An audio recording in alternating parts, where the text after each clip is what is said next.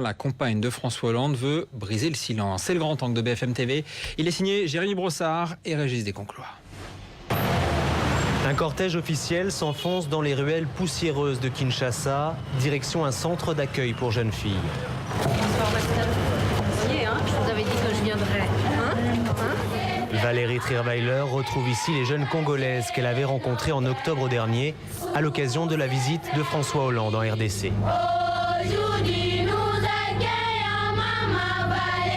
Ici, on les appelle les enfants sorciers, des filles jetées à la rue parce qu'on les accuse de porter malheur. Je vois pas quelle chance on a dans la vie quand on n'a pas de toit, quand on vit dans la rue, avec les lois de la rue. À 6000 km de Paris, soirée loin des obligations officielles.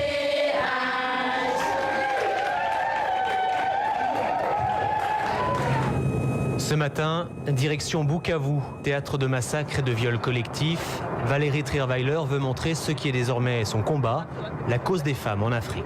Depuis le mois d'octobre, j'ai fait une série d'actions discrètes, comme une tribune, comme aller à Genève, pas discrète, en tout cas nous avons essayé de faire un maximum de choses, mais nous allons continuer. Désormais, elle joue le jeu. L'ambassadrice de la Fondation France Liberté a décidé d'assumer son statut de première dame, faire rimer humanitaire et protocolaire.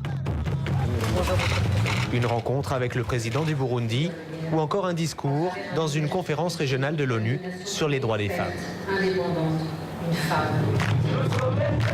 La première dame préfère parler de ses visites que d'elle-même. Tout juste confie-t-elle se sentir aujourd'hui plus utile qu'en tant que journaliste. C'est peut-être pas gentil pour les journalistes, mais bien sûr, parce que quand je vois qu'on attend de moi à ce point-là que même juste une présence peut sembler être utile, ou en tout cas qu'elle fait du bien aux gens, oui, je me sens plus utile, ça c'est certain. Être utile. Un an après l'affaire du tweet contre Ségolène Royal, c'est désormais l'objectif d'une première dame qui assure avoir changé. Il m'a fallu un an d'apprentissage et aujourd'hui je suis très heureuse dans ce que je peux faire.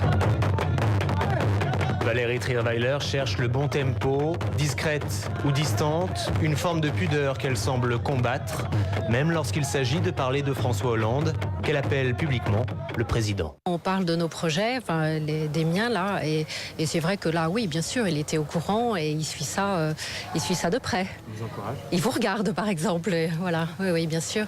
Bien sûr, je ne serais pas là sans son appui, sans son soutien. Au fil des mois, Valérie Trierweiler tente de fendre l'armure, trouver sa place aux côtés de François Hollande, mais aussi dans le cœur des Français.